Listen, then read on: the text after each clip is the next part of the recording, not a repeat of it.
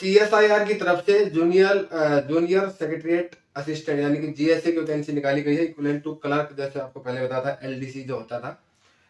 तो ये आपको मैं बता दूं नई दिल्ली की वैकेंसीज है, और आपको ये पूरी सेंट्रल गवर्नमेंट की जॉब है। आपको यहाँ पे DA, TPT allowance, transport allowance है, आपका एचआरए सब कुछ मिलेगा जो एक सेंट्रल गवर्नमेंट एम्प्लॉय को मिलता है। तो लेवल 2 की पोस्ट है। सबसे अच्छी बात है कि आपकी वैकेंसी सिर्फ और सिर्फ दिल्ली के अंदर रहेगी। तो जो भी नॉर्थ साइड के लोग हैं या जो दिल्ली में जॉब करना चाहते हैं, उनके लिए ये एक बेस्ट जॉब है। यहाँ पे competition as compare to CGL, CHSL या सीपीओ उनके कंपैरिजन में बहुत कम है। हालांकि ऐसा नहीं कि कंपटीशन बिल्कुल नहीं होगा, लेकिन बहुत ज़्यादा कम कंपटीशन है। बिकॉज लोग इसमें सिर्फ नॉर्थ साइड के फॉर्म जो है फिल करेंगे, साउथ वाले तो आएंगे नहीं दिल्ली में जॉब करने। तो जो मैं बता रहा हूँ आपको यहाँ पे, ये जो सीएसआईआर है ये आपका जो है दिल्ली मथुरा रोड में पड़ता है, और न्यू दिल्ली में इसके टोटल जो है पोस्टिंग रहने वाली है। इनका हेड ऑफिस भी दिल्ली में ही है। तो यहाँ पे जो आपको दिखाई दे रहा होगा 22 तारीख, यानी कि आज जब मैं वीडियो बना रहा हूँ सुबह 10 बजे इसके फॉर्म फिलअप स्टार्ट हो गए हैं। और टोटल नंबर ऑफ वैकेंसी अगर मैं बात करूँ तो देखिए 209 वैकेंसी आपको यहाँ पे दिखाई दे रहा होगा। और थोड़ा बैकग्राउंड नॉइज कुछ आ रहा होगा, इग्नोर करना।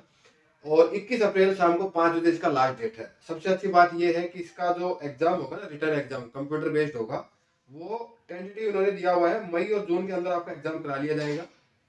सेकंड, इसके बाद जो आपका डेट ऑफ प्रोफिशिएंसी टेस्ट, जो आपका कंप्यूटर टाइपिंग टेस्ट होगा, क्योंकि जीएसए की कोई भी पोस्ट होती है तो टाइपिंग टेस्ट तो आपको डेफिनेटली देना है। तो अभी टाइपिंग स्पीड क्या है आगे वो बताऊंगा। तो वो भी आपका जून मंथ के अंदर ही करा लिया जाएगा। इट मीन्स आपका आगे आने वाले 3 महीने के अंदर अंदर आपका एग्जाम भी हो जाएगा, आपका टाइपिंग टेस्ट भी हो जाएगा, और हो सकता है अगले उसके 1 महीने बाद आपकी ज्वाइनिंग हो जाए, यानी कि 4-5 महीने के अंदर जॉब आपके हाथ में होगी दिल्ली के अंदर। तो ये तो पहले चीज हो गई आपकी, टोटल वैकेंसी बता दी मैंने, फॉर्म फिलअप की डेट बता दिया, एग्जाम डेट बता दिया। अब हम चलते हैं नेक्स्ट स्लाइड पे। तो ये है वैकेंसी, पोजीशन और क्वालिफिकेशन वगैरह वो सारी चीजें यहाँ पे दिखाई दे रही होगी। तो देखिए जो टोटल 209 पोस्ट है उसमें आपको देखिए 177 पोस्ट तो है जीएसए का, एंड जूनियर स्टेनोग्राफर का आपका 32 पोस्ट है। जीएसओ पे लेवल 2 है और ये पे लेवल 4 है स्टेनो का। अब इनकी क्वालिफिकेशन क्या है?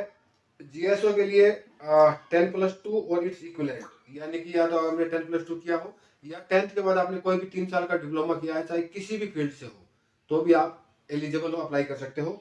और इसके अलावा जो है आपका यहाँ पे एज लिमिट दिखाया गया है, वो आपका 28 साल से ज़्यादा नहीं होना चाहिए जीएसओ के लिए। अगर स्टेनो की बात करें तो स्टेनो भी अगेन आपका वही 10+2 और इक्विवेलेंट है, लेकिन आपका इसमें जो है स्टेनो आपका आना चाहिए। देखिए प्रोफिशिएंसी इन स्टेनोग्राफी, और यहाँ पे प्रोफिशिएंसी इन कंप्यूटर टाइपिंग। स्टेनो की जो एज लिमिट है वो है 27 साल। और आपका यहाँ पे जो है इसके अंदर में 3 अलग अलग डिपार्टमेंट के अंदर आपकी वैकेंसीज है, आपको यहाँ पे दिखाई दे रहा होगा। ये देखिए जनरल, एस&पी स्टोर एंड परचेज, और F&A फाइनेंस एंड अकाउंट्स। अगर आप जानना चाहते हो इसकी कट ऑफ क्या रही प्रीवियस, इसका एग्जाम पैटर्न क्या है, मतलब कैसा एग्जाम आता है इसका, इसका जॉब प्रोफाइल क्या है, इसके प्रमोशन एस्पेक्ट क्या है, तो आप कमेंट करोगे, मैं वीडियो बना दूंगा। अब हम बात करते हैं नेक्स्ट स्लाइड में। ये आपको क्वालिफिकेशन एंड पता है, वैकेंसी पता चल गया। अब जो है कैटेगरी वाइज ब्रेकअप देखिए यहाँ पे। तो जो CSIR CRRI है, ये सब की देखिए अलग अलग डिपार्टमेंट है, बट सब दिल्ली में ही है। तो टोटल वैकेंसी आपको यहाँ पे दिखाई दे रही होगी। जीएसओ जी लिखा है ब्रैकेट में, जनरल है, दैट इज जीएसए F&A मतलब finance and accounts, GSA S&P means store and purchase. तो यहाँ पे दिए आपका यूआर कितना है, ओबीसी कितना है, आपको दिखाई दे रहा होगा। हम बात करेंगे एक्स सर्विसमैन की। तो CSIR और CRRI इस डिपार्टमेंट में आपकी एक्स सर्विसमैन की सिर्फ एक वैकेंसी है, वो भी जीएसए की। उसके बाद CSIR हेडक्वार्टर्स, हेडक्वार्टर के अंदर आपकी देखेंगे तो टोटल आपकी 6, 3, 9, 2, 11, 1, 12, ये देखिए 12 वैकेंसी आपको यहाँ पे दिखाई दे रही होगी, ये वाली। इसमें एक स्टेनो की है और 11 वैकेंसी जो है आपकी जीएसए की है। उसके बाद CSIR IGIB, इसमें भी आपकी एक्स सर्विसमैन की 2 वैकेंसी है। बाकी जो नीचे 2 डिपार्टमेंट बच गए उसमें कोई वैकेंसी एक्स सर्विसमैन के लिए रिजर्व नहीं है। तो अगर बात करें टोटल 209 वैकेंसीज में 15 वैकेंसीज आपका सिर्फ और सिर्फ एक्स सर्विसमैन के लिए यहाँ पे मिल रहा होगा। ठीक है, तो ये आपका कैटेगरी वाइज ब्रेकअप हो गया।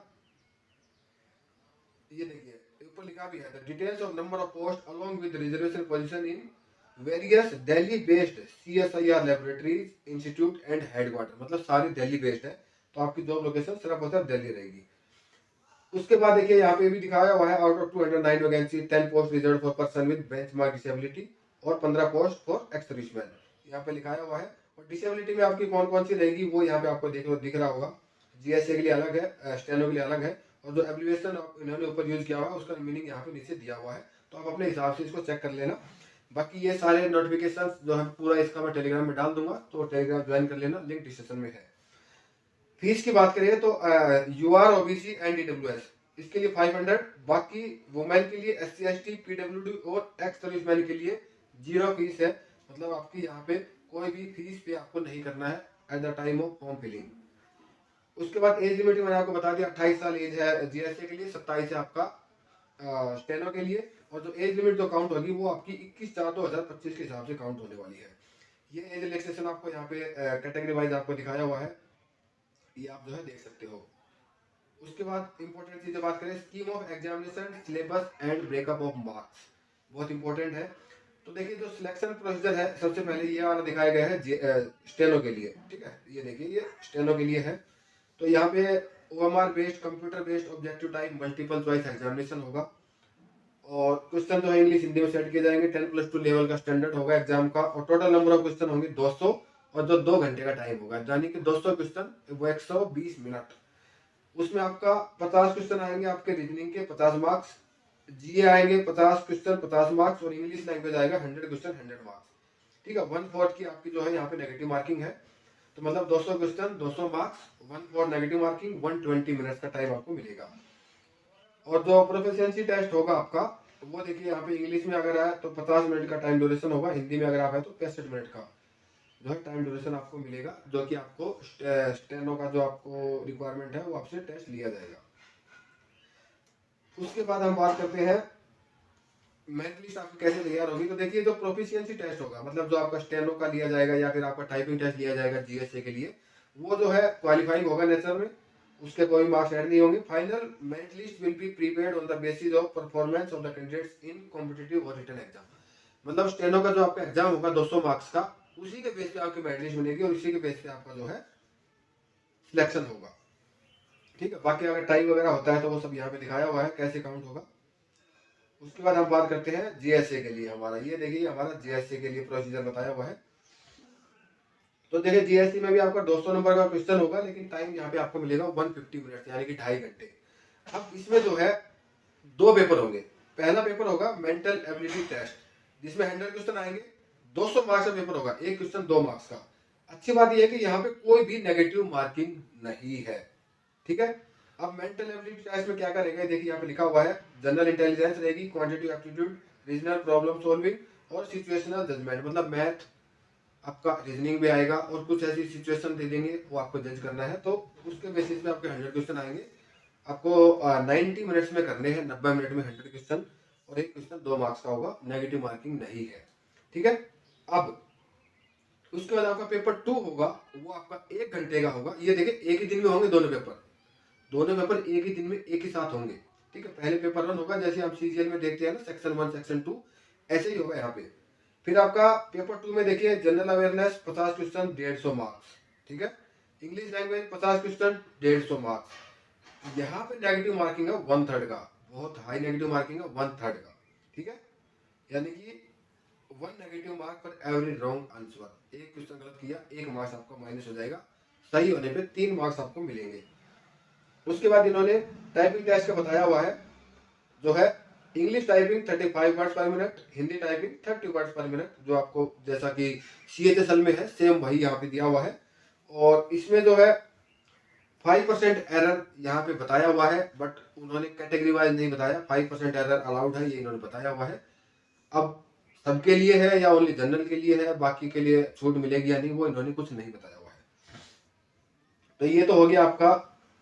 अब मेरिट लिस्ट, जीएसए की मेरिट लिस्ट कैसे बनेगी, प्रीपरेशन ऑफ मेरिट लिस्ट। तो देखिए क्लियर लिखा हुआ है, जो प्रोफिशिएंसी टेस्ट होगा कंप्यूटर टाइपिंग वो क्वालिफाइंग होगा, उसके कहीं मार्क ऐड नहीं होंगे।